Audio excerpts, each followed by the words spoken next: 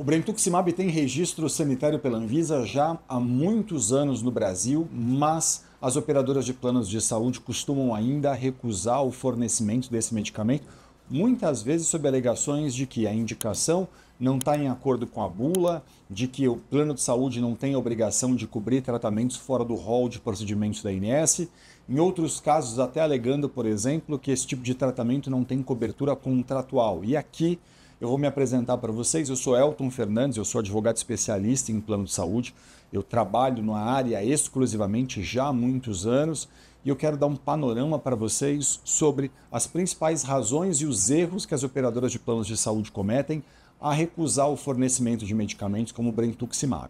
Veja, o que acontece hoje? A lei dos planos de saúde diz que os medicamentos indicados em acordo com a ciência devem ser liberados pela operadora de plano de saúde. A polêmica que tem sobre essa lei é exclusivamente com relação àqueles medicamentos que são de uso domiciliar, o que não tem nenhuma relação com o Brentuximab, como vocês sabem.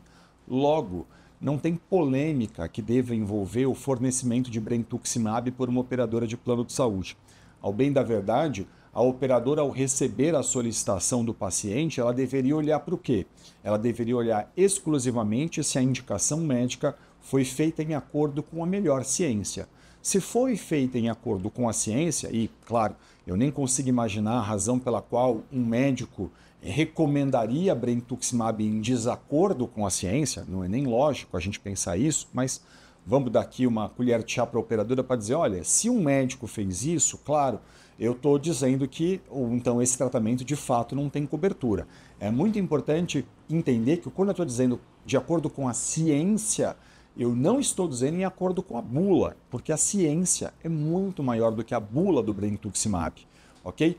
Pode ser, por exemplo, que um médico tenha acabado de voltar de um congresso internacional e que ele diga, não, os estudos publicados são conclusivos na indicação de Brentuximab para esse tumor, para esse tratamento especificamente. Logo, o critério da lei não é a bula, mas é a ciência, que é algo muito maior do que a bula. Portanto, tratamentos em acordo com a ciência deverão, segundo a lei, ser cobertos pela operadora de plano de saúde. Se você está passando por um tipo de recusa no fornecimento de Brentuximab, se a operadora de plano de saúde está dizendo que seu contrato é antigo, ou que seu contrato não tem direito, que não está no rol da ANS, que não está em acordo com a diretriz da ANS, ou que não está em acordo com a bula do medicamento, a minha sugestão a você é reunir o relatório médico, é reunir aí os documentos que comprovam a sua doença, que comprovam o seu estado de saúde e, consequentemente, procurar agora um advogado experiente e especialista em plano de saúde. E mesmo que você não conheça um, eventualmente você pode fazer isso de uma maneira inteiramente online. Por quê?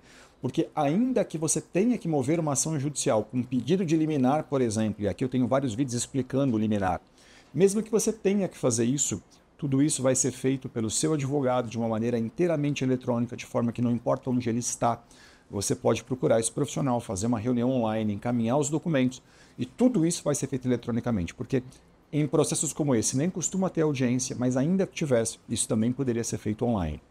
Não deixe de conversar com um advogado especialista e experiente e entenda, o critério de liberação do medicamento Brentuximab é a ciência, não a bula, não a regra da ANS, não o seu contrato. Seu contrato ou a regra da ANS, por exemplo, não podem contrariar o que diz a lei.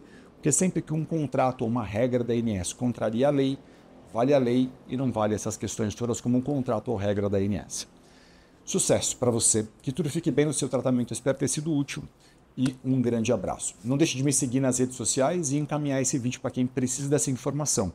É nas redes sociais que eu conto para você do que seu plano de saúde não quer que você saiba.